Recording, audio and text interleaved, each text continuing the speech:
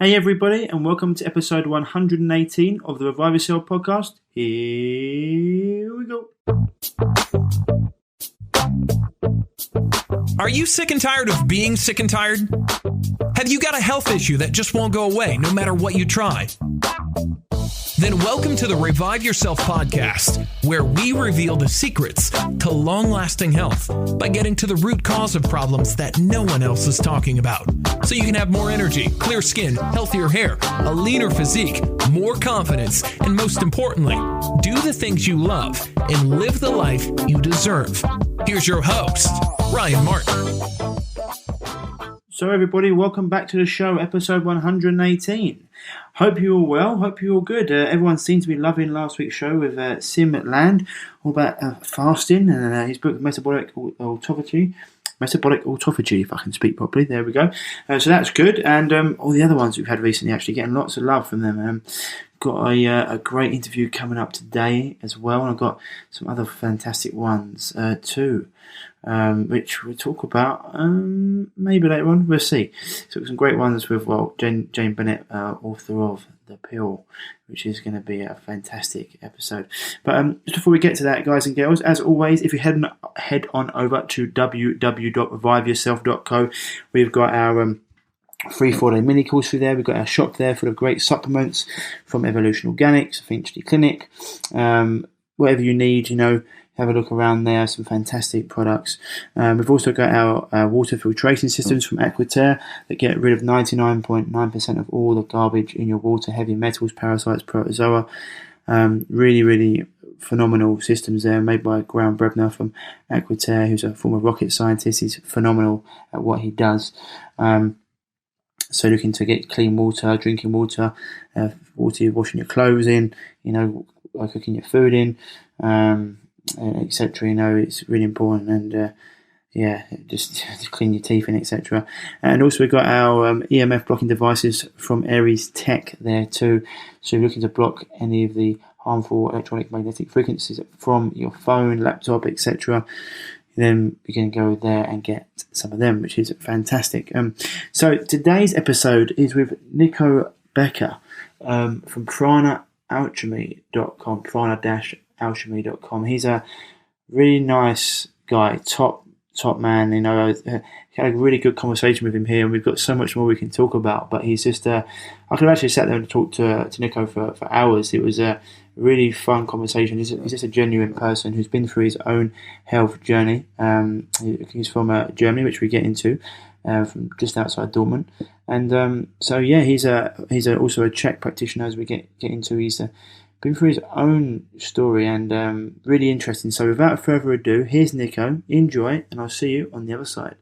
Good, mate. I'm good. Just whereabouts in the world are you right now? Right now I'm in Germany, actually, back in my hometown. Right. So where is your hometown? You I think I saw somewhere. You Dortmund? Yeah, near Dortmund. It's called Menden. But nobody knows that. It's a small town, but it's like 20 kilometers from Dortmund. Okay, nice. Yeah, I've been Dortmund. I haven't been anywhere else actually. We just watch football. Actually, it's a really cool place, right? But it's a very passionate place. But I haven't done much else of Germany. Have you done much yourself? Been around? Yeah, I've been pretty much all over Germany. I lived in a van for pretty much 1.5 years. And we lived in Germany, France, and Spain, awesome. Going with the van all over the place. Awesome. With a Volkswagen, Right, yeah. So we've seen pretty much every place here. Was that on health stuff, or was that before you got into all this? No, that was actually right at the beginning. I mean, that was when I got into this, and then I lost my track as a fighter. I had a huge injury, didn't know what to do. So pretty much the traveling stuff and freeing myself from all boundaries was very important for my healing in that stage. And then I got into the health stuff and did that for 1.5 years. But at a certain point, it got really hard, really, really hard. Yeah, I can imagine. In fact, it'd be good to go into that, because this is like a lot of people who get into this sort of line of work. I know, it's like, I heard a bit about your story and I've seen your posts and stuff, but it's like you sort of scratch your own itch, right? Is in terms of getting better and getting yourself well. So like, where for people, obviously for people out there, you're a holistic health coach, you're CHEK qualified, etc. which is why I love you guys so much, because we just agree on so much the way people should live. But how did you really get into it then? Like, what's your background, and how did you sort of fall into this sort of what you're doing right now? Yeah, I think it's pretty complex with me, but to make it short, I started fighting actually with karate when I was 14. Mm-hmm. And I got into it with 16. I got really, really into it. And it was clear for me, I don't want to do anything else. I don't want to do anything after I finish school. Besides fighting, I want to get professional. And I went to Switzerland, actually, because a friend of mine was a professional, had his own gym, and he invited me to Switzerland to train there, to live in his gym and then fight there. So the first years from 17 on, I would say, I was just fighting all day, training, trying to get my performance higher, trying to compete. I mean, it was MMA, boxing, kickboxing, and grappling. It's like wrestling, mostly, and it was quite a high level. And I got so many injuries, injury after injury after injury, and it kept me back from fighting at the highest level. So after a while, I was a little bit getting sick of this, and I looked around me, and all the fighters were eating junk, and me myself included. I mean, we were on a tournament, and it was pretty normal to just eat bread between fights, or eat a sandwich, or eat a kebab, fries, or whatever you could get. Chocolate bars, yeah. Chocolate bars, yeah. Chocolate bars, pretty common. Protein powder and all that shit, and you feel like shit, and you have to go to the toilet when you have 4 or 5 fights, maybe 10 times a day, and it's not healthy, not at all. And at a certain point, I found Elliot Hulse. Most people know him. Yeah. And Big really fan. got into Elliot Hulse. And big fan, yeah. Strength, yeah. And he was the first one I saw with going gluten free, and I was like, what the hell is this? What is that? What's going on there? So I started to follow his training methods a little bit, and also got gluten free. I got a little bit into the health movement, and through him, I found Paul Chek. And at the same time around that, I had a huge injury. I injured my knee so that I couldn't train at all for 1 year. I couldn't barely walk. I mean, what did you do? Yeah, so you had little injuries before. Were they like impact injuries, or were they postural? And so this one, was it like a knee, like you say, like an ACL or something like that? Yeah, it was actually the meniscus. Oh, meniscus, and, yeah. You have to understand that I, as a fighter, I was very, very passionate, but I didn't start from a fit point. So you saw my picture. I started from being very unfit. Mm-hmm. I was around 96 to 98 kilogram. I was totally unfit. I mean, I never really had any sport in my childhood, and I just got into fighting, and I just got into professional fighting, and really the highest level, and training 4 to 6 hours every day, maybe one rest day a week. So my start was very bad, but I had so many injuries, but I kept fighting through them, which I now see, of course, is silly. I had my first meniscus surgery, and 2 weeks after the surgery, I had 3 fights. Oh, that's strong. I've torn my meniscus rugby, and I know it can be quite a sickening injury. It makes you feel quite sick. I remember I tore my meniscus, and I could barely walk the next day. It got a bit better, and because there's such limited blood flow to it, it's very hard. I thought, about 4 weeks afterwards, I thought, I'm a lot better now. I'll try and run around, not too bad. Went to kick a ball, I felt like I was going to throw up. I was like, absolutely, it was just horrible. And a lot of them, they do just take it out. You had your surgery, they probably took it out. Did they? Did they take your meniscus out? Yeah, that was the major problem was that the doctor told me back then. I had no clue. I mean, I wasn't into this stuff, so he told me, okay, we have to do the surgery today because the knee was stuck. I couldn't move it at all in any direction. And I was like, okay, I want to see another doctor. And he was like, no, this is dangerous. We have to do the surgery today. And I was like, okay, shit, fuck it, let's do it. He was like, it's no problem at all. We take it out, no problem. And in the end, they took out about 95% of the meniscus, so nearly everything, because it was torn. And he told me it was torn about 8 times for about 4 years. Right. So in the last 4 years, I had torn it 8 times. So I was just fighting through. I had problems lots of times, but this time I was stuck. And And after that, he said, "Oh, you can fight again. You can train. It's no problem." So of course, I'm a young fighter. I thought like, okay, great. I do this. I fought. And soon after a few weeks, I got so heavy, swelling around the knee, inflammation, and couldn't really move my leg anymore. So I got to a doctor and of course got another MRT, CT scan, and they looked into the joint and they saw I have a capsule damage 2 to 3, which is just nearly destroyed. But yeah. And I was really crying because that was my career, and they told me you can't do any sport ever again. You have to get a new knee, actually, get a new knee joint. I was just I was to the ground, and that was going on for 1 year.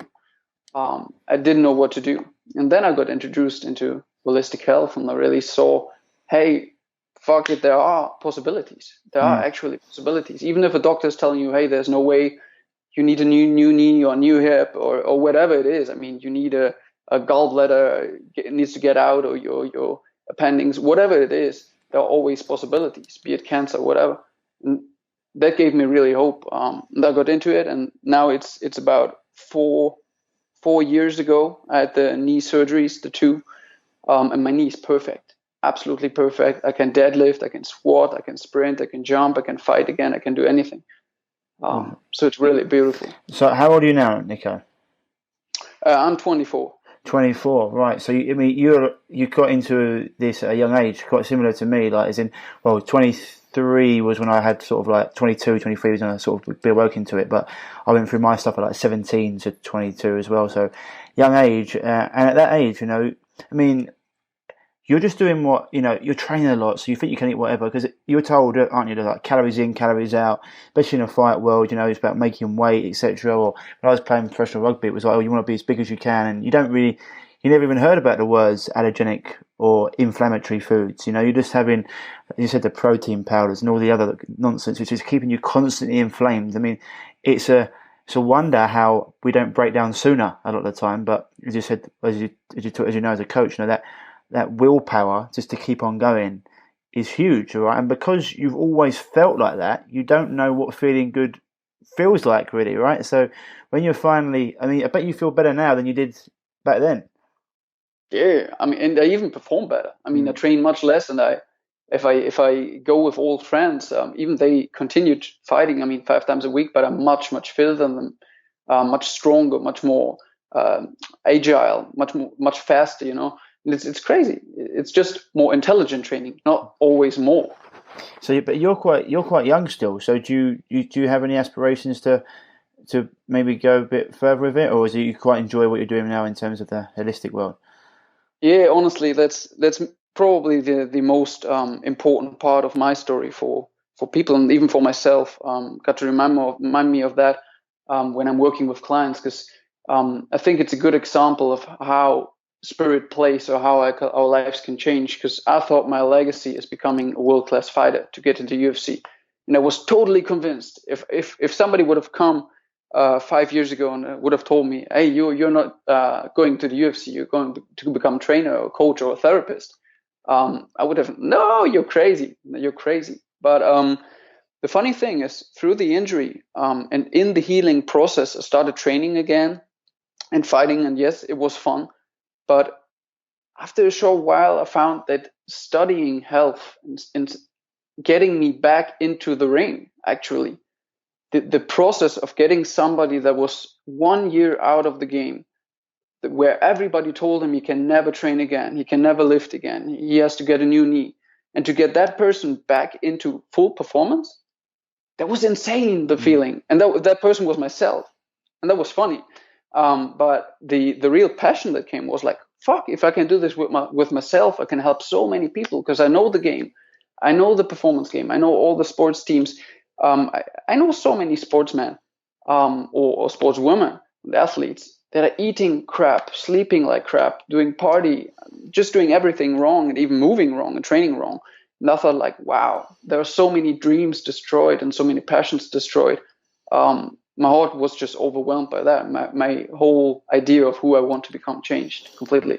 It's awesome. It's a beautiful thing. It's the Similar to me, my man. I always thought like professional sport would be something I'd be into, and going in that way. And when I finally got into it, it's like, oh right, now I know what I'm meant to be doing, and it's a beautiful thing when you find that. And especially when it comes to your passion, even like having conversations like this with people like yourself, it's a great thing to do because you see people, you open people's eyes. What's the frustrating thing is if you're on like social media sometimes, and because you've been an athlete, and obviously, even if you're not an athlete, if you follow sports, you'll see so many sportsmen and they'll post up pictures of their breakfast or the supplements they're taking. And you're just sitting there hitting your head against the wall going, imagine how good you could be. Or like you're already world class. Imagine how good you could be if you didn't take that stuff. And it's hard that you see these people, and as a youngster, you're influenced by these people. That's why the companies use these people, right? Because they know that people are going to go and buy for example, UFC, Conor McGregor is going to have. They're going to go and have that, or if in rugby world, Johnny Wilkinson, or football like David Beckham, whatever it is, they know that they're going to have it. So, you're still young. You're 24. I remember when I was that age and I found out about this, I was trying to tell everyone in the world that what I knew was right and what they was wrong. And now as you get older, you just sort of like you spread your message and you do it in a much more subtle way.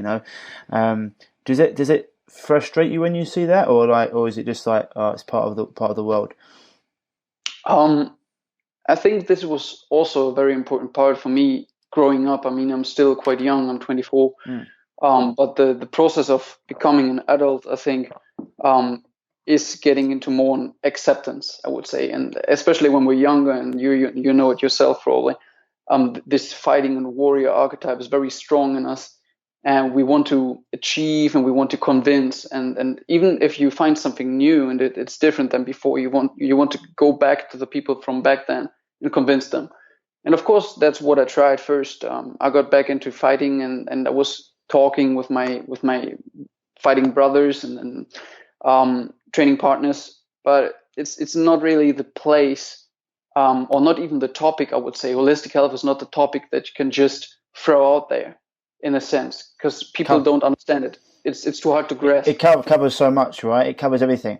That's the thing. It's like it's not just it's not quick fix. It's not cookie clutter. It's a people got to look at every aspect of their life, and a lot of people aren't ready for that, right? Yeah. I mean, for me, the hardest question that nearly everyone new I meet asks me, and you, of course, too, I think, is like, okay, what do you do? And it's like, okay, I can give you an answer, of course, but that talk, if I would really do it, would take 2 hours or 4 hours, because it's so complex. And or what is holistic health? Holy shit! I mean, it's your happiness. It's how good you sleep. It's your sex. It's everything. So it's a really hard topic. That's why, I remember I put up an article, I think about 6 months ago, about teaching. I think it was from John Gatto. John Taylor Gatto. And one of my friends was like, "Oh, you're an expert on teaching now as well, aren't you?" And my reply was, "As a holistic health coach, I've got to be an expert in everything."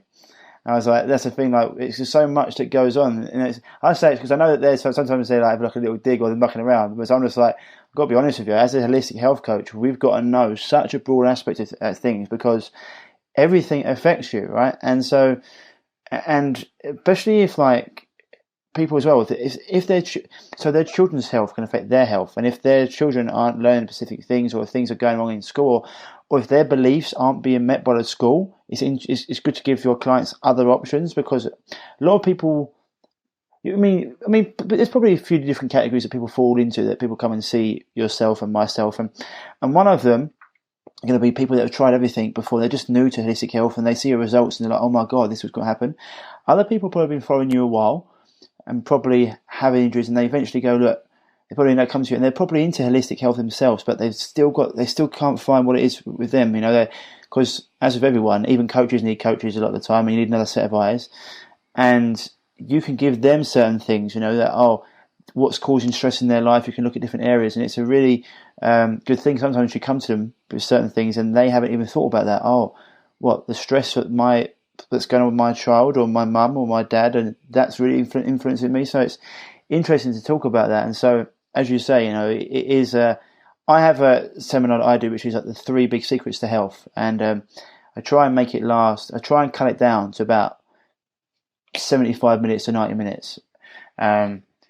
Because if I was to go into the real thing, as you said, it could be a 4-hour talk. And, you want to give people the takeaway bite sizes, and I talk about in that, the three big ones. One's gut health. I then go into like toxins and quality food, and then I go into like epigenetics and how they can change, how their genes aren't the main factor of whether they're healthy or not. It's how they live their life and etc. And obviously there's so much more we can cover in there. I mean, go into things, but try and take away the three big ones that if they start getting, because even those three go into different aspects. So, for example, if you were to pick your three, Nico, what would you say? What would be your 3 secrets to health? It's a quite hard question. But of course, Paul has the 4 doctors, and you could put it in 4. Perfect. Put it in 3 still fits, I would say, and it's in main part. I would say it's happiness, which is the Paul Chek has 4 doctors. It's quiet, diet, movement, and happiness. But the happiness and the quiet you can put in 1, in my opinion, for this matter. You could say, okay, the rhythm and the flow of your life, your psyche. So your happiness and your state of being and the way you perceive the world around you and inside of you is, in my opinion, the most important aspect of health itself, because it's the base and everything else is built upon that. But not to say it's not interconnected. It can of course go from up to down, from down to up. Okay, the other 2 in my idea are definitely gut health, like you're saying. Gut health, nutrition, the whole topic with toxicity and everything that has to do with nutrition. And into nutrition, I would definitely put breathing into, because oxygen is a nutrient. So even your breathing pattern would fit into there, and the way you get your nutrients, be it from food. I mean, you can eat the best food in the world, but if your gut is not absorbing that, there's no chance for your body to heal. And I know that very good, because I started eating very, very well, but I had a parasite and fungal infection, and all the good stuff I eat did not make a difference, not even a little bit. I was just pooping it out, honestly. The thing in the toilet looked exactly like the thing I ate on the plate. So it was crazy. I had huge gut problems, so I know how much this is a big, big pillar. And even the gut health can influence your psyche. Again, you can get depression alone from having not really fitting gut microbiome, having gluten intolerance and eating gluten, eating too much sugar. You can get depressed only by that. And the third pillar is definitely movement for me. And with movement, I don't only mean getting a workout every day or something. I mean really the system of the body moving, keeping it fluid, keeping the joints fluid, keeping the spine aligned, keeping good posture, having a good breathing rhythm. And again, into the movement fits also the movement of your life. How you are moving and moving your body actually tells me as a therapist very, very much about how you're moving in your life. If I can see you walk through the town and you don't know I'm watching you, I can learn so much about your psyche. Are you walking fast and stressed? Are you walking slow and gentle and have a smile on your face? Do you move a little bit crooked or like stumbling? Do you have a flow in your movement? It tells me a lot about your psyche. If you are able to move your body in a fluid and slow and controlled and coordinated way, so will be your life. There's a saying like the way you do one thing, you do everything. And I truly believe into this. So I believe the 3 pillars of health, if I would have to do it like this, would be definitely movement and how your body and your psyche is moving, your happiness and your state of rhythm and flow in your life, your psyche, and gut health, nutrition, and the environment that we'll put into there. Yeah, 100%. It's I mean, it's to talk about, as you said, that Paul has his 4 doctors. He always has, like the 6 key principles of health, and that in our programs and something true. When we talk about the movement, a lot of people that come to me, I say, I want to be doing this again. I used to be a runner. I'm like, look, let's slow it down. At the moment, you haven't even got enough energy to heal.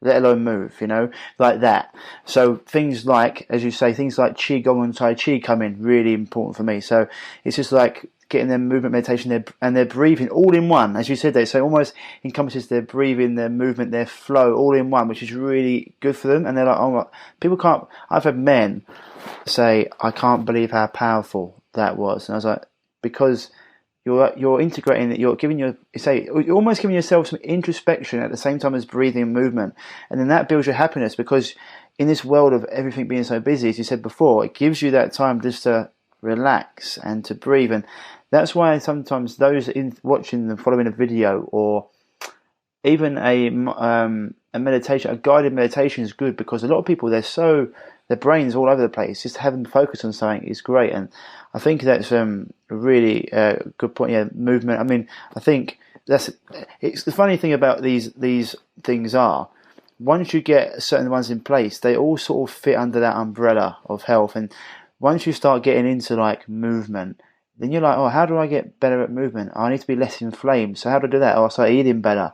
Oh, okay. Well, and then what happens then if I need to get even more rest and recovery? I need to sleep better. Or how do I and it all sort of goes round, right? And it's and that's the thing about what we do from a holistic perspective. And unfortunately, like modern medicine just likes to chop the body into pieces, and it seems to not understand that everything has an overlapping effect, right? And so I think it's really interesting. What's it like Germany in terms of medicine is quite advanced. They're quite into energy medicine. They're quite into like bioresonance, things like that, even radionics.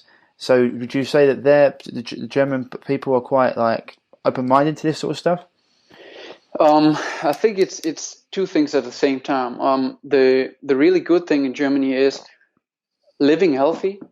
I think in Germany is the easiest country I ever was, and I was quite around. Even California. California is quite forward, but I didn't find any country with more organic food, right. with more good water, whatever. So it's really easy to live healthy. You got good quality air, you got lots of forests, lots of nature. So that's the good point. Yeah, but it's big. It's a big country as well, eh? Yeah, it's quite big, and the real downside with Germany, I would say, is that the people are very much invested into the belief that if you have studied something, let's say medicine, that you know it all, and if you have not studied something, that you're just shit. And that's white coat syndrome sort of thing. Yeah, it's crazy, and of course Paul talks a lot about this, talking about the church and how the church influenced this by the priests having the coat, and the white coat of the medicine man now is of the doctor now is the same as the priest coat. We just believe them. Yeah, and it's crazy. So what I experience a lot is that with nearly most clients I get, if they were not into this stuff like Elliot Holtz or somebody before, with nearly everybody, the first sessions I have to do are not really about health coaching or gut health or something specific like that, but really about their beliefs and expectations of what they get and what health really is. So the first few hours are really getting into what does health really mean, and not only in a way like what does health mean, the word, but what does health for you mean, and that's the individual way.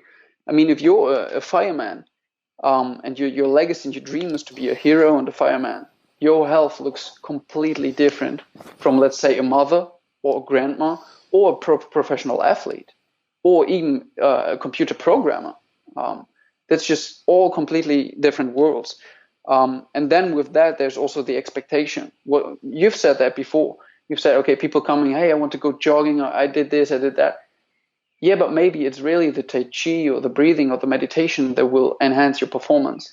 So I think the big trouble are these two things, like the expectation of people and the miseducation in many regards. Like you said, we tend to chop up the body, and I believe we tend to chop up everything. And we build our education system in a way where we are designed to work in a place but not know it all. We're designed to do our work in a specific place to get our money for that, but not to think, not to really have holistic thinking in that sense. And we are schooled like that for 20 years or 18 years or whatever. So it's really hard to get people out of that. And in my personal opinion, and as a therapist, in my experience, I would say the first thing that we need to remove for healing in any way, or even enhancing performance, which ultimately is healing, in my opinion, we need to first get away the layers of dust, which is, I would say, the false education. And it's pretty much a lot of dust. Tell me about it. Yeah, I had to. Yeah, just personally, we can talk about this personal because it's the best way to do it. And it's all of my. I've had doctors. You should probably listen to it. I don't know if you've listened to many of my episodes, but I've had doctors on here that were doctors for 20 years, and they go, Brian, I finally was like, I can't do this anymore. I'm not getting any results. And to try and say it's I think it's cognitive dissonance, like to actually feel like, well, it's like to keep on getting proof that what you do doesn't work, but to keep on doing it, and then to try and change your whole belief system. It's like trying to tell a Muslim to become a Jew or a Jew to become a Christian, you know. It can be like they can hold on to belief even when it tells them not. And so this is why 100% what we do in our programs as well, like you do.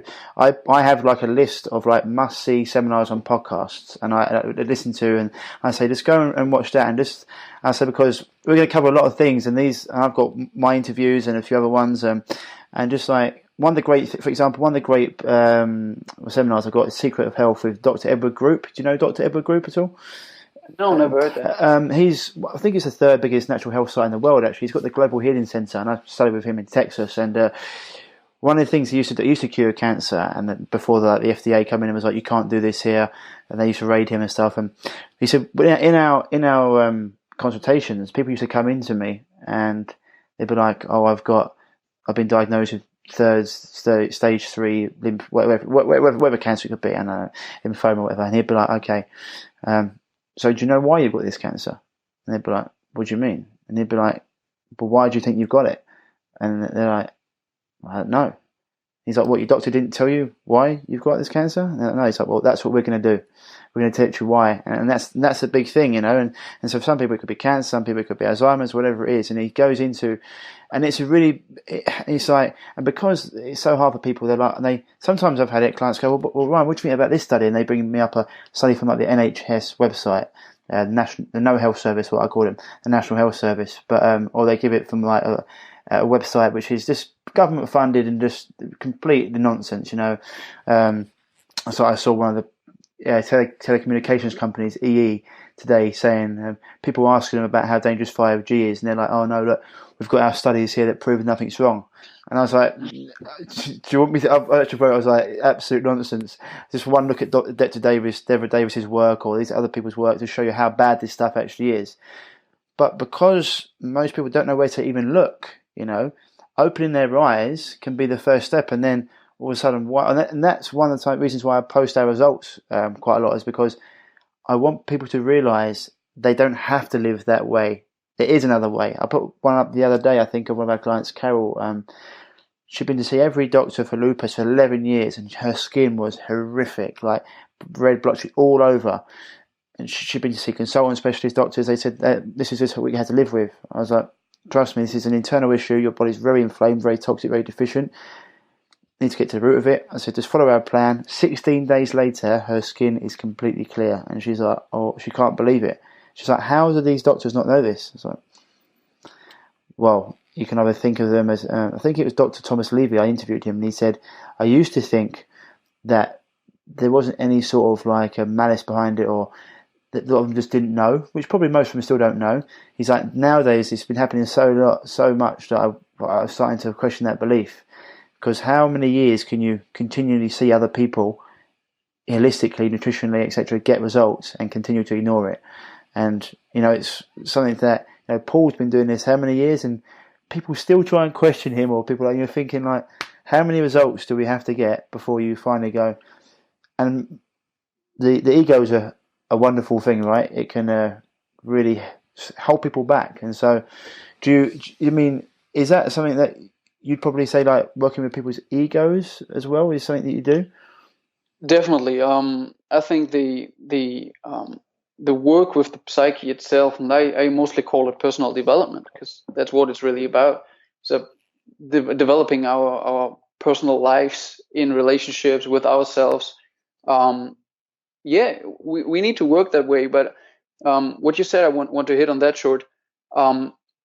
This makes me really sad sometimes when I think about it and I let it in. Like, there are so many people out there, like millions of people that could easily be helped. I mean, I saw the results. It was your client, right? The one with lupus, because I saw the pictures on Facebook. It's fabulous. It's wonderful. Same with my knee. Same with my clients. I mean, sometimes it works so fast, and it's a simple thing like letting away gluten or dairy, or just moving a little bit more, or drinking enough water. And that little bit is often enough to really to heal a chronic disease, or heal somebody from back pain that he had for 10 years. And it really makes me sad when I get into this and think about the large scale on which I would love to help people, and you probably as well. That's why we do this. That's why we talk now. So it's beautiful, but at the same time, the force we have to fight against, the pharma industry, all the industries, same with 5G, wherever you go, in which direction, or glyphosate, Monsanto. So it's really hard for us, but at the same time, I feel there's this big legacy and this big mission for us to go that way. And like you said, the ego. Yeah, I think it's the ego and the ideas and the beliefs that are in the way of opening up. The expectations and the thought that we know what we know, which is really nothing. Most of us come out of school or maybe are working, maybe 35, whoever you meet. You ask them, yeah, what do you know about health? They can say, yeah, you have to eat salad and you have to eat this, and they maybe have read 2 books or something, saw some documentaries. But if you honestly look at it and you read, like, let's say 100 books from different topics about health, you find 100 different opinions. It's crazy. So it's not even really possible to get your own idea of what health is without guidance, without a coach. So I think our position as coaches and therapists is so important to help people out of this chaos. The chaos of their own ego, that thinks it knows maybe which direction to go, but seems to be lost for years sometimes. And also the chaos of our collective ego as a society, where we have an education system that is fucked up. Let's put it that way. We have, of course, a market system that is completely fucked up. We have a way to work that is fucked up. Nearly every system is really a tough job for us to get through. And like you said, or like I'm always saying, working holistically means being an expert in every one of these fields, not necessarily being able to heal everything. I mean, I do not need necessarily to be able to correct an atlas subluxation if the atlas is out, or to fix your broken bone. But I need to be able to understand what this injury means, or what an atlas subluxation means, what it can do to your body, and need to send you to somebody who can do it. So I need to really have the overview of everything. And the overview of everything is holistic health. No, 100%. I think that's brilliant because I work online with people, and I know you do as well. I have our programs, and we go through what we do. We work a lot with nutrition, we work a lot with the mental emotional state, breathing, etc., and education. But as Paul says, I'm like an air traffic controller. I have someone, if I feel like someone needs to have a movement or structural assessment, I've got someone I send them to. I also have a biological doctor I work with who has homeopathic remedies and energy medicines that I work with. So it's like, if I need to, I've got my guys there. That's one of the things that I can't do that from a distance, but I've got people that they can see, which I think is really important. And I think it was like awesome what you said there, mate, about the legacy. And I think, the light will eventually. I mean, we've seen it with Monsanto. They've basically been taken down now. I mean, there's a few things that are coming out, but they're paying out a lot of money, being linked to cancer, in the billions. I think Bayer bought them over. I think they're in a bit of I think it's Bayer or something like that. I think they're in a bit of which is great. They're being pulled apart, and hopefully, we'll get there with 5G and things like that. But we'll see. But either way, we keep doing what we're doing and keep doing what you're doing. And I think it's awesome. Like, you've got a really good demeanour about. You can tell that you're very centred about this, which is awesome. And I want to go into a few different things, because looking at your programs and stuff, I think it's really interesting the way you go about things. But just quickly, you mentioned for yourself you had a fungal and a parasitic infection. Like, when did you know that? Like, what ages was that? Was that just as you were getting into it? Did you just discover? I mean, because you went around, and did you pick it up on your travels? No, not really. Yeah, okay, funny this way. On my first travel, actually, right when I finished school, and that's really where my a big heart opening of my story began. Right after school, I was exactly 18. I went to the Caribbean with my best friend, with my best buddy, Jeff, and we went there. We wanted to go there for 3 months and live there. There was an old house from his died grandpa, so we wanted to go there. We stayed there, and I trained like a freak, and he too. We trained, we were fighting, but we didn't have enough money, so we only ate rice and ketchup. At the same time, we trained like crazy. And eat only rice and ketchup. We made party nearly every evening. Right, yeah. And not the soft kind of party. All right. Really. So quite heavy party, quite heavy, extremely heavy training, and like the worst food ever. And about 6 weeks after that, going through that whole process, I got an appendicitis. Right. So my appendix was inflamed, and it was the freaking Caribbean. So I went in there to the hospital, and they sent me home with paracetamol and just painkiller, and told me, yeah, it's going to be okay. Maybe come back tomorrow. And I got home, and it exploded. Yay. So I got in there, and to make it short, I had 2 surgeries in the Caribbean in 3 weeks. I had a CRP, which is an inflammation marker at 500, which is really high. Really high. Yeah, really high. And I was nearly deaf. And after the 3 weeks, I had a private jet that has flown me to Germany. I had another surgery and was again for 3 weeks in Germany in the hospital. And then I got out, and I had antibiotics, the strongest antibiotics out there, for 6 whole weeks, the whole time, because of the sepsis and the inflammation in my body. I had 3 surgeries, so 3 complete anesthesias. I had worse painkillers and opiates and everything. So I had the whole bunch of medicine you can get. And directly after that, I started to see stars. I had the worst digestion ever. I mean, I didn't digest anything. Like I said, the food looked exactly the same way on my plate as in the toilet.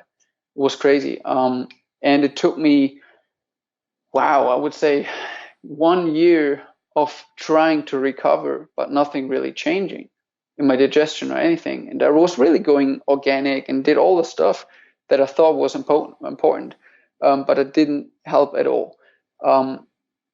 The second problem that came was, as a fighter, I had injuries. So I had, after that, 3 more surgeries. So in the last 4.5 years, I had in a whole 6 surgeries. And all the antibiotics. So I know that it started from there, and all the surgeries just destroyed my gut microbiome. The antibiotics did. That's where it started, really. No, mate, I'm glad I asked that question, because that's a hell of a story. You almost missed out.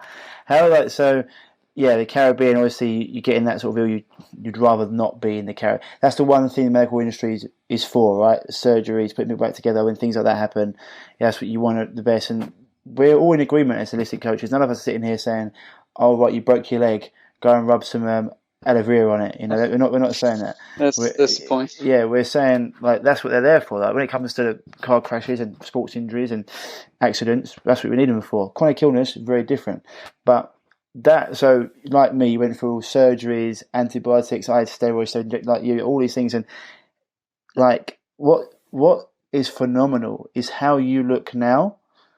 Yeah, compared to probably what you look like then, because I know how I looked then, and it's like you can get your health back. The body can respond, but to go through all that, and obviously at a young age, so it makes it a little better. We still got that luckily the fountain of youth on our side. We went through it at a young age, but also going through it at a young age means that our constitution probably wasn't as strong as other people's. So we had that there, but it's phenomenal to look at you now. You would never know, which is great. But that must have been, I mean, so what age was that? What age? Is that 17, 18? That was exactly 18, 18. actually. That was 18, and then I was getting back to, I would say health, but not really health, but to the stage where I could fight again and train again. But my digestion was still completely screwed up. I had the fungal parasite infection, but I still trained and fought. And then I had my two knee surgeries, and I broke my hand in a boxing fight, and had another hand surgery. And then from that on, I was a total mess. My skin was so horrible in my face. I had such a strong acne. And I was really ashamed because I was getting into the holistic health and I learned so much. And I was in the first year. I would say even back then I was a pretty good coach from my knowledge and from what I did until then. But I always use it as a story to not fool anybody. Healing takes time. Healing, especially if I'm not anybody to tell you, hey, you have end-stage cancer, I'm going to heal you in 3 weeks and you're going to lift 200 kilo again.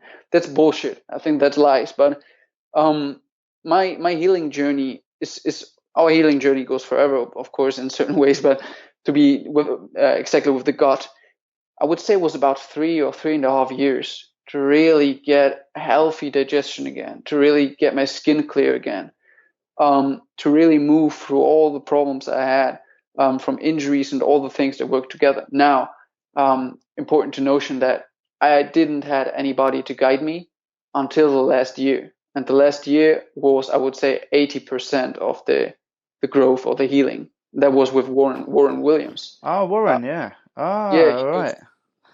He coached me and my girlfriend, and that was very, very inspiring and very, very helpful journey for me as a coach, because I started coaching back then, but really getting into this and getting coached myself, like you're saying, coaches need coaches, and I believe in that 100%. It was a completely new journey to healing and to the holistic style of looking at things. Yeah, I was going to say, because Warren, I was actually bringing up Warren earlier because he's obviously massively into his martial arts as well. Yeah, very. I think it was karate as well. I think it was karate. Yeah, karate. He was into karate. Yeah, and I've worked with Warren. So Warren's done. I've worked with Warren myself in terms of. He's given me structural assessments and stuff and programs. He's a phenomenal guy, phenomenal coach. And me and him actually have a little bit of a trouble. Sometimes if we're going back and forth with an idea, we send each other a message and just like have a little bit of a brainstorm, which is good. But when it comes to was that actually? So did you actually know you had a parasite before you saw him, or was he like the person who got you tested? Yeah, that's the scary side of when people don't know about parasites, and it's for me it's. Now it's a quite funny side, actually, because I love these stories because people get scared and it motivates them. Pain is a good teacher. Yeah, pain is a good teacher. I actually remember having the first time parasite when I was about 14 or 15, and I had very, very small white worms in my stool. So I was wondering, wow, what is this? And then after a while, I bigger and bigger, and I got, oh, this is Ascaris. So I had an Ascaris worm that was Googling, but I didn't know anything. And I went to the doctor, he gave me a pill, and after that, they seemed to be away, because I just didn't saw any after that. But right after Aruba, Aruba was the Caribbean, right after the hospital, and after that, I noticed just the worst digestion ever. Like I said, the worst skin ever. I saw stars and everywhere, and I had bad dandruff. So I had really bad dandruff. If I would scratch my head, it was like snowing, like winter. So I know this correlates to a fungal infection. And I never saw after that a worm parasite or parasite in my stool. I did not do testing because it was just for me financially too much to do, because I just knew I had a parasite fungus infection. So I really got into this and looked into this myself, tried to get supplements, and I wasted hundreds and hundreds of dollars for supplements, and tried to make everything right. But in my opinion, parasites and fungal infections, and I think you're the same, are not as easy as we think. And you have Emma Lane on your show here, I think 3 times now, and she's just brilliant, and I love her stuff. And that's actually the program Warren put me on to heal myself. And it's 5 different stages of gut healing that you go through.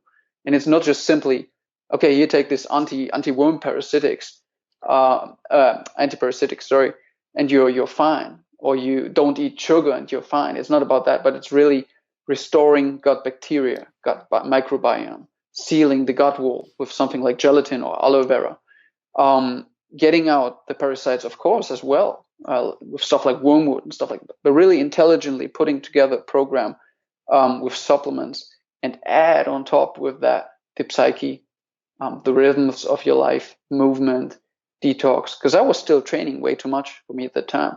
I needed healing, and I was still trying to train 5 to 6 times a week, which is, in my opinion, nearly impossible with the state of health I had back then.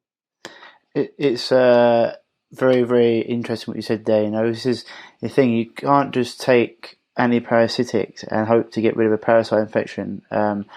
These things are embedded deep, and you said before, they proliferate at such a level. They lay like 1 million eggs a day. So what we talk about, and it's probably with Emma, we talk about like changing your internal terrain, almost like gentrifying an area. So the bad guys want to leave and the good guys want to stay. So it's like, it's not just about, you want to get rid of them, but you can't just throw herbs or medicine at these things. They just come back. So it's about you and how you live, because when you stop living healthier and being healthier, like, that's going to change your internal terrain. It's going to change your mindset, everything. And then these bugs don't want to be in somewhere that they can't take over, they can't influence. And that's why the power of the mind's so powerful as well. And these bugs they're very, very smart, very clever. They've adapted and been around for a long period of time, so they know how to infiltrate our nervous system, make us crave certain foods.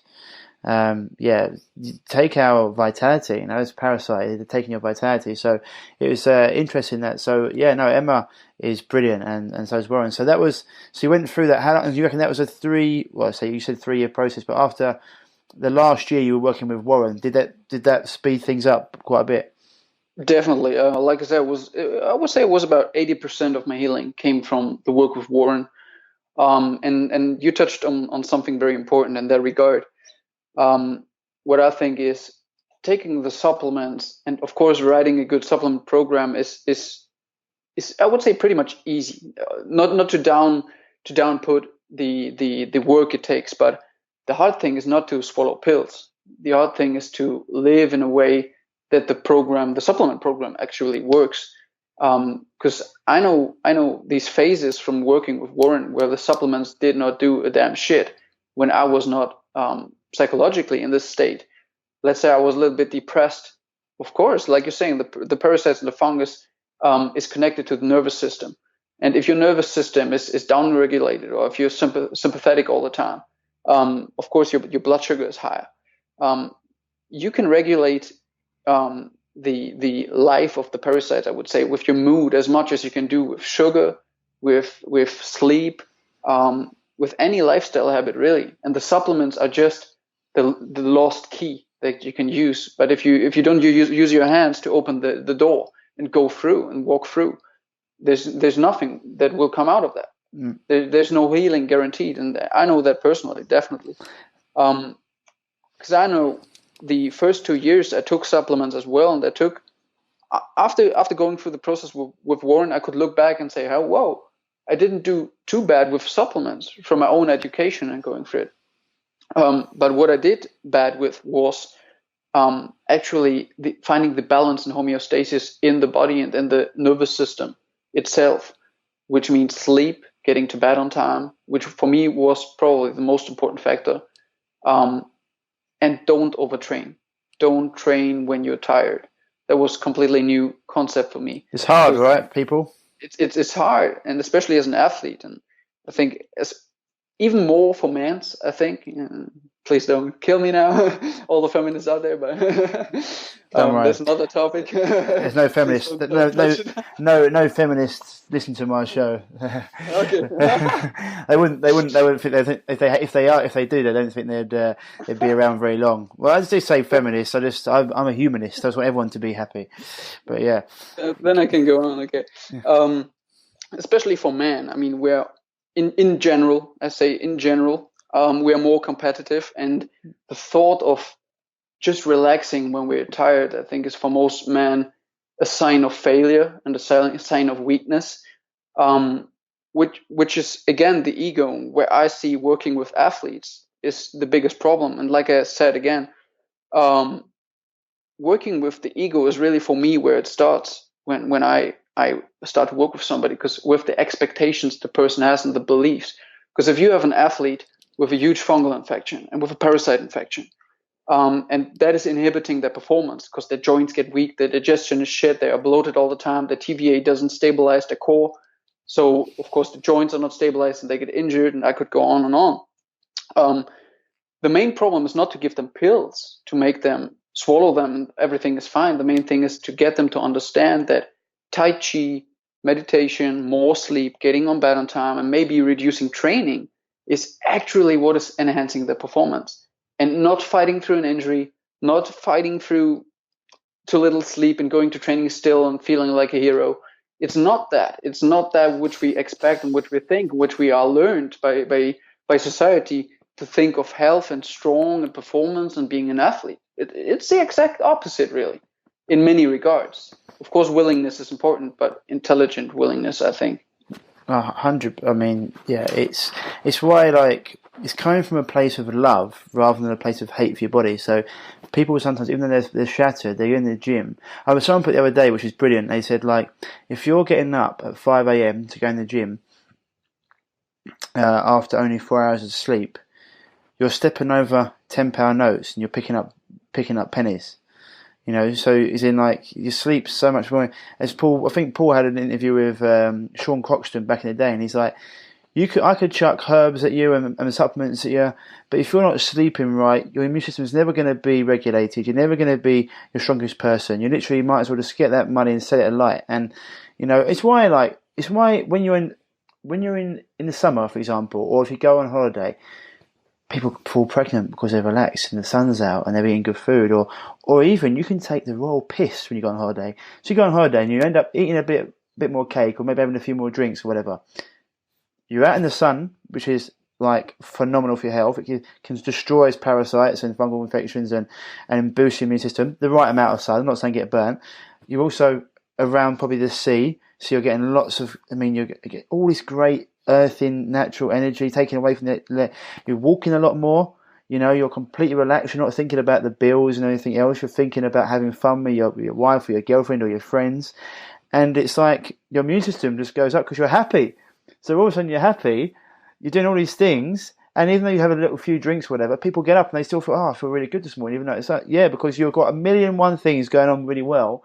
The one little thing's not a problem, especially because even when you go away, you know, you might have a few drinks, you might have a bit of cake or whatever, ice cream, but most people go on holiday, and if they go to a good hotel, you can eat phenomenally well, like high quality food. Some of the buffets at the 5-star hotels you get, you know, is in terms of what quality food you can get. You've got fresh meats and fish and salads. I mean, to go to certain places. I don't want you to go and like eat these things in countries that aren't got clean water, etc. I'm talking about, like, first world countries. And just coming from that place of, we said before, like, it's hard for a man, or even women athletes that are driven. You know, you said men are by nature more, like, destructive. It's the male essence to go after things. Coming from that place of love and healing and understanding, it is hard, right? Especially when people they think that they have to train themselves to death to get ripped. So even when they're tired, they're in the gym smashing things out, when they're probably better going for a walk and a bit of breathing meditation and just doing something that's going to be very much more healing than that. And, you know, it's one of the things, I think for myself, I used to train so much more than I do now. Now, when I go in the gym, I like to do. For me, a lot of the time, it's good for my mental, emotional health. I like to do a bit of movement. I like to I feel good. It's not about, I want to do it. I think that a lot of people that walk around really lean in body mass, most people I know look like that aren't anywhere near optimal health. A lot of them have done it taking a few things like clenbuterol or things like that just to look good for the beach, and you're like, what's the point? Whereas people who live a certain way, although they might not be 4-6% body fat, they're always very lean. They always look healthy and happy. Their skin's good, and you're like, yeah, I can see where you're coming from. You know, it's one of those things. It's like Paul, for example. He's at his age, he looks really good. He's always ripped, but he was ripped at like 9 years old, 8 years old. You know, and so like he's always had that good genetics. And what someone like myself, for example, for me to get really, really ripped, I'd have to do extreme dieting, etc. But to be lean and under 10% body fat, around 8, and to have some abdominal showing, doesn't take that much. But to get to the next level, so that's what people will do a lot of the time. They go for that aesthetic look, thinking that when they get there, it's going to be life changing, and it's going to mean that they're going to get the girl they want and whatever else. And it's like, it doesn't work that way. It's all here, and if you feel good, look good, and you that is projected out into people. Right? People can tell when you're feeling good and looking good, and because your demeanor, the way you speak, the way you talk, the way you act, as you said before, you can tell a lot about how someone walks. Are they walking upright, their chest up, they're looking forward, they're positive, they're confident, or are they slouched, are they moving? And that's all part of it, right? It's someone's energy, it's how they hold themselves, it's how it's their life force, and that's really, it comes across in not just have they got a six-pack or not, it comes across in everything they do. Definitely. One thing you said, I think, is very important, where all this comes together. And I think this is what really holistic health or holistic thinking is about. And I think, what does it say, or what does it express if you train so hard and so much that you feel tired and you feel fucked up and you think you have to train even more? What does it tell about your psyche and your ego? It tells about you that you feel you are not worthy to rest. You're not worthy to sleep more. No, you have to grind, you have to hustle, and you have to work more and do more. And that's our society. And there it comes all together. You're not allowed to rest. You're not allowed to be soft or weak or a failure. So you always have to push yourself. That's a state of fight or flight. It's really a state of fighting. That state of fighting, of course, keeps you in a elevated breath rate. It keeps the stress response in your body, keeping adrenaline, cortisol in your body, doing a whole lot of shit with your health. Then your health is, of course, slowly going down. Your fat is going up. And one point with that is very important. When you are sleep deprived, and sleep deprivation means being under 7 hours of sleep for even only one night. Even after that, you're sleep deprived in a measurable way. So it can be scientifically measured in your brain and your physiological responses. If you've slept one night under 7 hours, even after that little bit of sleep deprivation, when you're losing weight in a state of sleep deprivation, you're losing 70% of lean muscle mass of that 100% of weight loss. So it's way, way, way harder to actually lose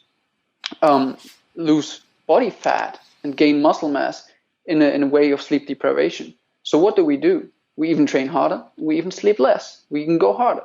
And again, there's this ego thing inside of not being enough, of I don't feel enough, I don't feel good enough, I have to have a six-pack, I have to have 6% body fat, I have to have a big fat ass, and then whatever it is that you like, I need to have a 200 kilogram bench press or whatever. And I think that's just silly. That's just insane. I think we should all be healthy, and I think we should all look healthy. But I don't think that looking healthy necessarily means having a six-pack or having like big fat arms. It means looking the way that you are designed in spirit, I would say, or looking the way that your legacy is expressed. If you're an artist, why do you need a six-pack? No. Why do you need like arms with 1 meter around them? It's ridiculous. Or big packs that can juggle all the way. That's just ridiculous for me. And I think there's where I start with my clients, is their dream and their legacy. What do you want? Why are you here? What do you want from your life? What do you want to experience as a human being? If you want to be an athlete and it's really your dream and it's coming from your heart and not your fear, then it's beautiful. Then we can work towards a six-pack or to walk the bigger deadlift or the better punch or the faster run, whatever it is that you need. But if you're coming to me and you tell me your dream is to be a better mother and to be able to play with your kids, I don't want to see you jogging. I don't want to see you sprinting necessarily. I don't need to have you do box jumps or CrossFit or whatever. And it's all beautiful. And you've talked about this in other podcasts as well. CrossFit is beautiful. It's everything beautiful. But everything is a tool for specific goals. And goals are nothing else than really dreams, if done the right way. And the way I do this is I ask my clients, do you have a carrot in front of you or a knife behind you? Is it a carrot in front of you that's pulling you forward to your dream, always a knife behind you that you're running away from. Like you're running away from not feeling good enough without a six pack. So you're trying to get fitter and fitter until you're nearly dead. That was me as a fighter, to be honest. When I was younger, you saw the picture of me. I was 96 kilo. I never had really friends. I never felt in one group. I never felt really fitting. My whole life as a youngster was pretty, I would say, boring. It was beautiful. I had a beautiful childhood, but it was nothing special. So I was yearning after the specialness. So I started fighting, and it got intense, and I was even happy when I got hurt and injured. And there's so many parts of our psyche that are actually shadows that we don't see, that are pushing us in a direction, like the knife behind us, that we don't even see, that the goals that we have are not actually our goals, but they are just a knife behind us that we are running away from. And it's like and things that can have been put there from parents or other expectations that you don't know, and you try to fulfill other people's dreams or make yourself feel better, or make yourself worthy to other people. Feel worthy. And so what you said there was awesome, mate. You said talking about this, it's like that illusion of health. You can look good and not be healthy, but when you're healthy, you're always going to look good. You're going to feel good. And being, as you said before, being more tired, it's almost like today's society. It's a badge of honour to be, I go to bed at 1 and I get up at 5, and it's like, well done. You can be the richest man in the graveyard. You're going to look terrible, And as you said there, I think Paul talked about this before. He said society's got it wrong, When someone gets cancer, they're like, oh, now you can rest and try and heal and take time off work and go out and walk across the beach and get in the sea and eat good food and relax, when they got cancer. It's like, you should be doing that before you get cancer, because prevention is much better than cure. And so, as you said before, healing is not going to be like 3 weeks. You didn't get ill in overnight. You're not going to heal it overnight. These things take time. So society's got it all backwards, and it's because it's almost like we need to work each other to death. And this is where they probably got it, if you go into deeper things in like conspiracy theories and stuff, they want us so tired, so ill, so like restless that we don't actually, you said before, at school, you don't get taught how to think, we get taught what to think.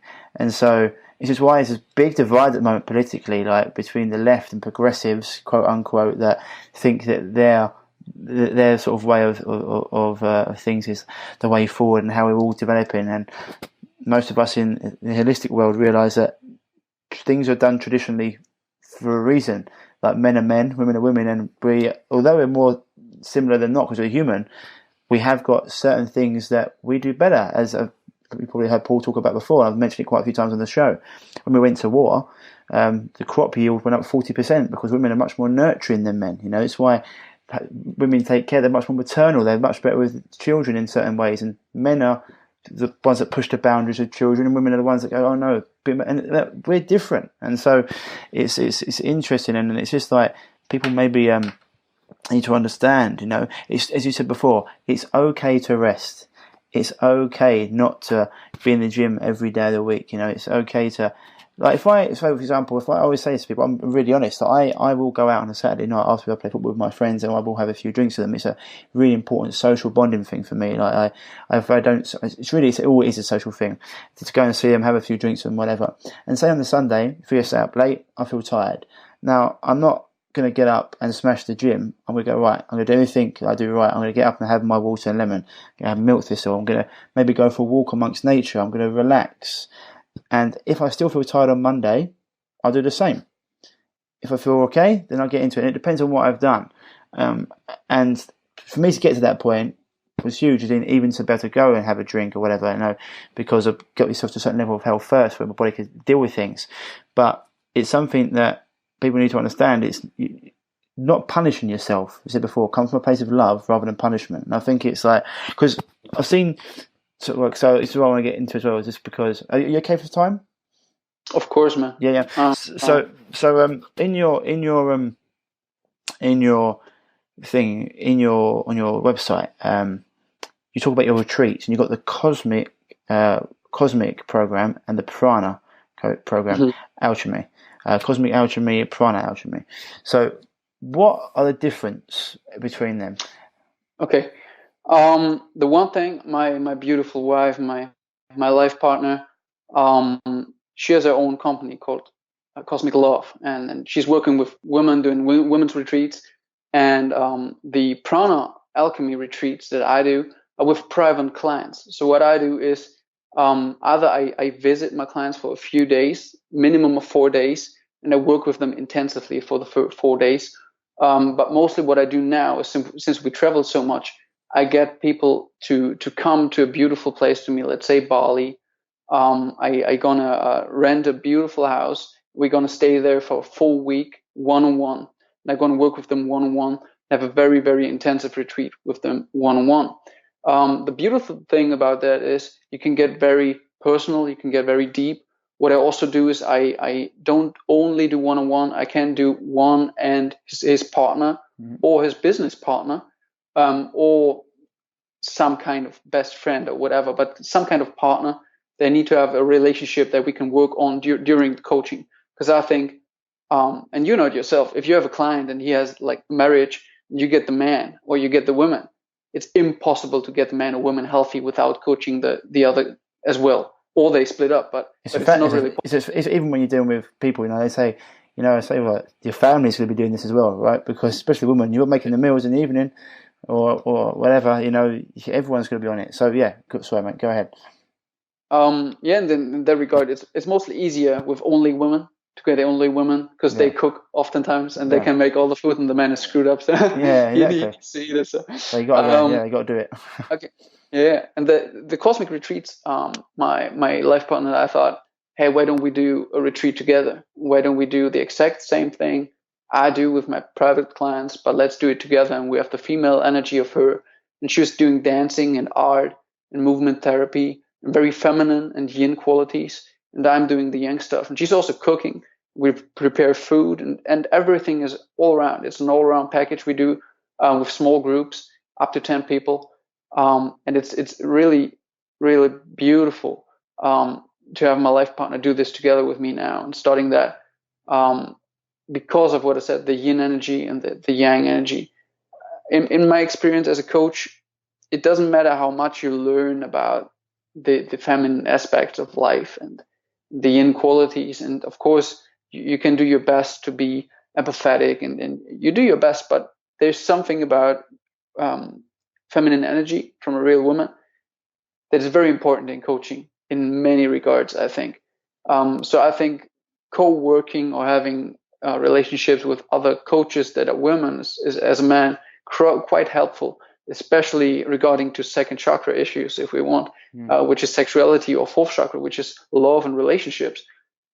It can be quite healing for men with problems and shadows, let's say, with their mother, to get healing from actually a woman as a coach or healer or therapist, and even only a week. And I personally love the prana alchemy retreats you said.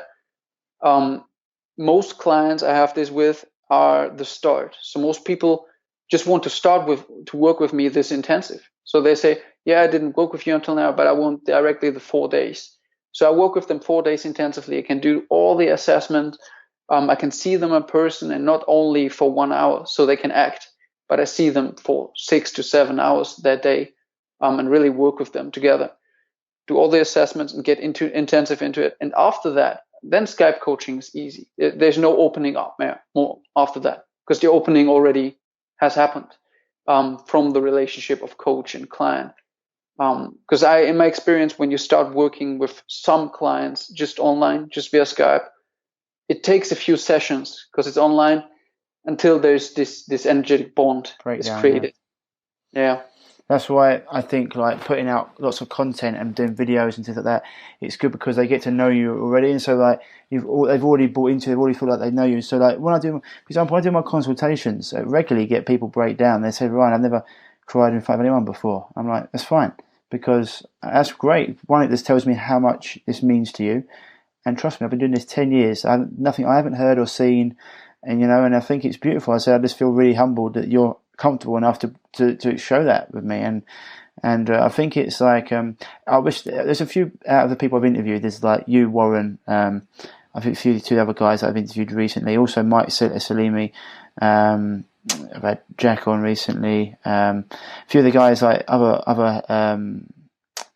CHEK Professionals, I'd love to maybe get us all together once and do like a seminar somewhere or like that. I think it'd be brilliant, because it's like, I don't know if do you know Mike Salimi? Sorry? Do you know Mike Salimi, the kettlebell world champion? Yeah, he's awesome. Yeah, awesome. So he just went to, you see his thing on Insta, he went to Costa Rica and he did like a, yes. Yeah, that's something I'd be really interested in doing as well. I think the combo. Yeah. He did, I think he was doing ayahuasca journeys as well down there. Yeah, I think both. I think he's using combo with athletes as well. Right, okay.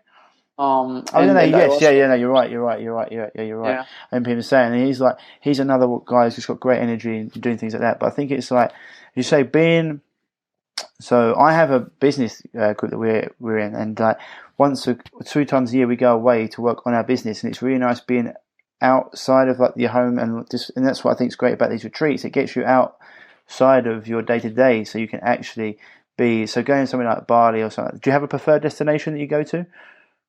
I had Bali because Bali is crazy. It's Asian, it's like a typical Asian country with all the scooters and all the craziness. So, in my opinion, it breaks the ego right when the people land at the airport. It's like a little bit like, okay, crazy. There's a crack in the head. There's like a new world. Yeah. But at the same time, you can get organic food and high quality water, and you have jungle and nature. Right. That's the thing I like about Bali. But honestly, for me, it's like California is the place to go now with my clients, because in my opinion, California is one of the most beautiful places in the world. I love California. I can definitely see myself being out there, maybe having a house out there sometime. It's just America's so fucked up. It's like their country, they're so wackadoo. Like they're passing these mandatory vaccination laws, and they're getting 5G over there, and it's like. I'd love to live. I did so last year. We had one of my ex-clients got married in Canada, and so I was out there in Canada. Then a few of us went around Vancouver, and then we went to California. So we went to San Diego, Venice Beach, went all around like this. We went to like LA, all up and down, like all. And I was just like, this is phenomenal. It's modern, but with a hippie vibe. And everyone's just, you can, I don't know, it's progressive and all that, but like everyone there, it's very much into health, right? And it's got the sea right there, the sun's out. It's just a phenomenal place, and I could easily see what part do you go to when you go, or do you go all over? We've mostly been in Encinitas, which is right at San Diego area, and Carlsbad, because we've been visiting Paul, and I did my HSC3 there. We stayed for quite some time. I did ayahuasca there the first time, my first experience. How was that? So California, crazy, man. That was a crazy ride. Yeah, it was intense, really intense. Lots of healing for me. But at the same time, it was interesting because I was doing Tai Chi and meditation quite intensively before. I would say the 1 year before I did it like quite intensively, and it was like coming home in a way. And I know some people that do bioenergetics, and I know Elliot Holtz talks about like that way. And trauma work say it's the exact same, like going through a very strong emotional trauma release. And for me, it was pretty much the same feeling. It was not too new. It's a very crazy experience. Did you feel a shift afterwards? Definite shift. Honestly, it took me about 1 week to really land again on my feet. Really? To really understand what needs to be integrated. And for me, the biggest shift, I have to say, I had about 2 weeks before I had my first time mushrooms before I had the ayahuasca. So California was quite intense. And the thing that really was the main theme and the integration and the main topic and healing there was feeling for the first time how it is to really love and accept yourself. And I know this sounds okay. Yeah, I love myself. Everybody loves himself. I thought the same. But if you knew how it really feels to fully 100% love yourself and accept yourself, it's crazy. It's magnificent. I was crying for hours. Bliss tears. For it felt so good to accept myself, and I saw all the patterns of my life of being a fighter and trying to prove myself. what we were talking about, trying to get a six-pack, trying to be fit and strong, and trying to be accepted by other people. And for me, that was the main topic, and the main shift was getting to understand that I'm already beautiful and that I'm already perfect as I am, that I only need to live what it is that is inside me, and I don't need to get anything from the outside to pull inside me. I have everything inside me. Yeah, and I mean, that's again the psyche, and that's where I think that plant medicine is actually really helpful, and it was helpful for me to break away the layers, to put away the dirt and clean up the dirt that is in front of your beauty or your light. And I don't only mean this in an esoteric or super spiritual way. I mean in the light of your performance or your healing. When I say light, I mean the person you are without your cancer, the person you are without your back pain, the person you are without your headaches, your migraine, your agony, the person you are really inside, and the stuff that is holding you back and all the dirt. Of course it is bad nutrition. Of course it is toxicity. Of course it is not drinking enough water. Of course it's all included. But the really thick layer of dirt around that is not feeling good enough, not feeling worthy, not seeing your own self, not even knowing who you are. Let's say you're a child and you say, hey, I want to become a fireman. No, your dad says, no, you're becoming a doctor. Okay, and your life's starting to get screwed. And that's what we all have to deal with as a society, I think. Everybody of us, because we've grown up in this society. And for me personally, the plant medicine is like putting away the dirt and showing the light. The integration, of course, is the most important part, or the dirt is just going to come over it again. So we really have to see and accept what is there, and then work on it, and really give us self-love. And that's where self-love is coming in the end again. No, it's awesome. So when is it quite? Because I'm interested in doing this like this year very soon. So I'm just like trying to gather, because half of me is really excited and the other half of me is petrified about it. With DMT or ayahuasca, and I'm not overly thrilled about being violently sick for 4.5 hours or whatever it is. So yeah, it's. I of course you can say you won't be sick, but I was not sick at all, not a single sick. I did not barf, I did not have anything, and I was talking to my shaman, a really beautiful, freaking best shaman in the world, and he was saying, yeah, it's really possible that when you're healthy, like you are as well, your body has to do the detox like most people. So of course most people say, yeah, the bath, they get sick. But I personally would say maybe it's 80% of them just because they are toxic and live in toxic bodies. And of course there's the other 20 or 30%, which is psychological, and you have to get rid of something psychological, which comes out in the form of barfing. But even if you're sick, I don't think it will be a problem. It's insane, man. I can just tell you, it's such a beautiful experience. I look forward to it. So did you do it with the CHEK Institute? No. I had people that are connected with the CHEK Institute, definitely. So I was really lucky to get people that are just horrific, beautiful, crazy. We can talk about that if you want later. So what was most interesting to me, I had now I think 13 or 14 journeys in the last 8 months or something. Wow. So quite a lot, and now I rest for some time. And the intensive work with me showed me again these layers where you think you know something, you think you know the root of something, but below the root is another root. Let's say, okay, I don't feel enough. You can never stop asking why, really. That's what Paul is teaching us. Never stop asking questions, which is, okay, you say, okay, I don't feel good enough. I don't feel good. I don't feel worthy. I ask you why. And you say, yeah, maybe because my mother always told me I have dirty clothes and I'm not good enough in school and I have to do more and I have to become a doctor. Okay, and I said, okay, is that in you, that belief that you have to become a doctor? And you say, yeah, maybe. And I say, okay, why? And you go, why?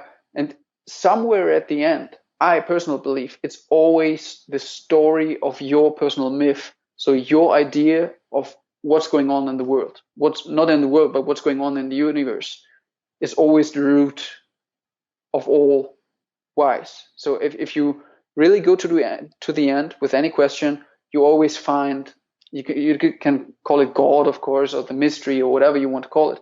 But what the fuck are we doing here? What the fuck is going on here?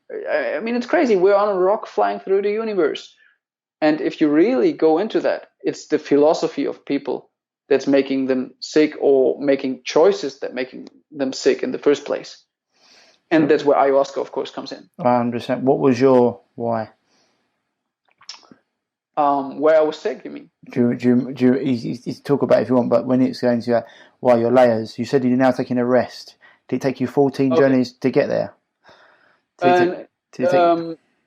Yeah, I would say it took me maybe 10 to get there, and then it took me 4 of pure bliss to realize that I don't need pure bliss every now and then just to have pure bliss, you know, because it still shakes you pretty hard. But it took me, I would say the why and the layers with me were to really accept that we are not perfect, and we are not meant to be perfect. I think that to see my imperfection in many different layers and many different parts of myself, and to not fight against them. Because for me personally, when I started journeying with ayahuasca and even got into meditation, it was like, okay, I want to find the shadow and I want to kill it. So I was the same warrior mindset was going on there. Okay, I'm during meditation. Hey, there's a shadow. There's a conflict with your mother that's making you being angry with your life partner. Okay, maybe that. And then you go, okay, I need to clear that up. I need to move through that. I need to evolve. But that whole idea itself stems out of the idea of not being enough and of wanting to become perfect. And we can rush ourselves too fast. So by rushing medicine journeys too fast, you can come to a point at one time where you see that the rushing itself of the healing process is the problem itself in its root, I would say. Yeah, I get you. It's almost like, and we get there, you know, we always want to almost be, that's why people get anxious, you know. It's I did a lot of work into neuroscience and the brain, and it was like this illusion of like overwhelm. You get overwhelmed because you're at A and you want to be at B, but you don't know how to get there, and you just want to, and you're all stressed out. But if you've got a plan, a process, it takes away a lot of, okay, I've got to do this, tick that off, I do that, and that's what we do with probably our programs with people. We say, look, we got here and we're going to get here, but we've got the whole process to go through, and we're not just going to leave you alone. We're going to tick these things off, and I think it's a big one. You know, people, we're in a society now where they want the quick fix. Everyone wants it now, yesterday, you know, and so doing the work, people don't understand. The journey is the destination. The journey's all the fun. You know, it's like going through the challenges. It's, as you said, you've mentioned before, it's like the hero's journey. You know, it's like the 5G thing. It's our hero's journey to come against these things and to battle them and put the truth out, no matter what. And if things happen along the way, so be it. You know, what we're going to do? Are we going to be the people that just let these companies take our health and destroy us, or are we going to be the people that stood up to them? You know, people like us, hopefully, will go down in history as the ones that stood up for these things, and we're not sitting here like it's like talking to Dr. Sherry Tempenny. He's talking about how vaccinations, the way we like do them, etc. is gonna. They'll be like, what was this barbaric practice that we did? To people, like it's like drilling holes in people's skulls and letting the bad demons out. You know, like they used to do back in the day.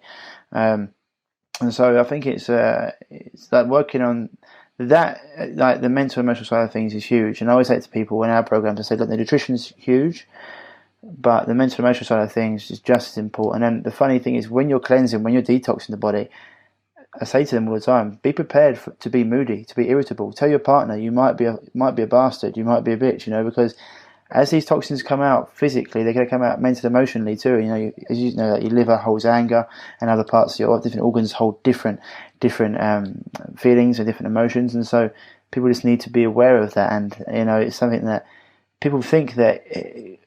Once again, it's the educating them as well, teaching them. You know, it's not just a 2D; it's a 3D experience, and it's a holistic experience. So it's really important. Yeah, and what I think is really important, I want to share that definitely to last is don't get lost in the healing process itself and not replace your dream that you have with the healing itself. So I think it is very, very important what you said. And a lot of what my healing was about is to see that the way is the goal in itself, because the way is the fun. Without the way, there is nothing. If you only get the goal, there's nothing. But at the same time, I think it's important because what I see with people in bioenergetics and trauma releasing especially is that they get addicted. You know Grounding Camp from Elliot Hulse? No, I've heard of it. I've never seen it before. Yeah. It's like bioenergetic stuff, like screaming and yelling and getting out the anger. And I see so many people getting addicted to the healing process itself and to the shadow itself. And when I ask them, what is your dream? The only dream they can tell me is healing. But healing is not a dream in itself. It can't be. Because if you have healing as your dream, you can never be healed. Yeah, because then you take away your dream. So how do you want to heal? Yeah. So the first thing when you work with me is I ask you, hey, what is your dream? And if you tell me getting healthy, I tell you, that won't work. Sorry, let's work on another dream, a dream that it's worth being healthy for. Yeah. That's the main thing. And that's really important. No, 100%. I do the same thing. I always go through like, what would be your big rocks that you'd love to achieve this time next year? What would be your ultimate dream? And I write them down and say, look, that is you. You just got to get to the underlying root of these issues, and these things will disappear. You'll be that person, and I think it's important for you to have those values, those goals in front of you, so that when things get tough, what's your option? What you want to do now, or what you want in the future? Like, do you want to have the energy to play with your kids and not to have skin eruptions, and to move your business forward and to have financial freedom, or whatever it is? I'd love to. Those are the things. You're very, very right. Healing cannot be a dream in itself. It needs to be the vehicle to get you to your dream, and I think that's awesome, my man. Mate, it's been an absolute pleasure getting you on. What's the for people who want to find you? What's the best places to find you? First of all, of course, Instagram, Prana Alchemy. Then, of course, if you can find me on Facebook, Nico Becker, the name you got probably in your text for the podcast. And then there's www.prana-alchemy.com. Sorry. Yeah, okay. Just so people with German failure. No, it's not that. I just don't want people to write minus in. So it's like prana-alchemy.com. Yes. Awesome, mate. Thank you very much for coming on. Anything else you want to add to finish up? No, man. I just thank you for having me on. It was beautiful to talk to you. You're a big superstar in my life, man. You're another warrior on the path, and I'm really glad to connect to you. That's awesome, mate. Thank you very much, and we'll definitely get you back on in the future, mate. Don't worry about that. Thank you, man. See you. So there we have it, guys. That was Nico Becker. Afterwards we were having a little chat, and we decided that we didn't even really touch on some of the deeper stuff. So definitely going to get him back on. I may even get him back on very soon. In fact, I may try and get Nico back on next week to see if we can do a part 2, because it was a really fascinating chat and I really enjoyed it, and someone I could definitely spend a lot of the time with, just talking about things. It's great when you meet people that just share very similar philosophies about life, and he's just a very calming person to talk to, which is great, and he's obviously gone through a lot of stuff, and for a young guy, 24, he was like I was at my journey. He's got wisdom beyond his years, so it was awesome, and definitely be getting Nico back on. I'll try and sort that one out.